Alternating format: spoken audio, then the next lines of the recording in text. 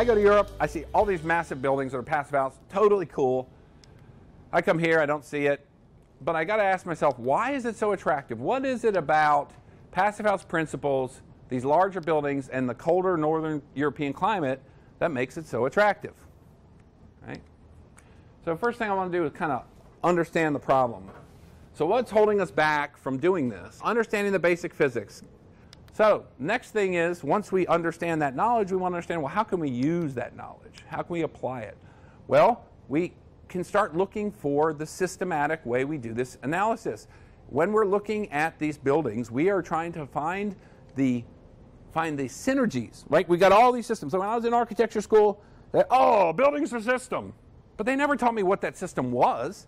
They just said a building's a system abstractly. Nobody said the way that the interaction of interior heat gain and fabric and mechanical systems and electrical systems and plug loads, nobody gave me that information, right? So what you do is once you recognize what these inherent interrelationships are, you can then start to leverage those for greater effect. And unfortunately, as an industry, as a building industry, we kind of like say, well, we like to say we're a sustainable industry, right? We can greenwash anything. But the problem is that we don't really get it. We don't really get it in our guts. That's, when you really get it in your guts, it's like breathing, right? And that's what we have to get to. That's the level of understanding that we got to get to with this stuff.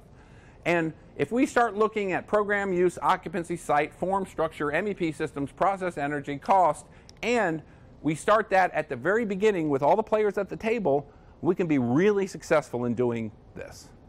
But when we say, here's my building I designed, go make it a passive house, not such a good thing to do, because guess what? That's going to be probably really expensive.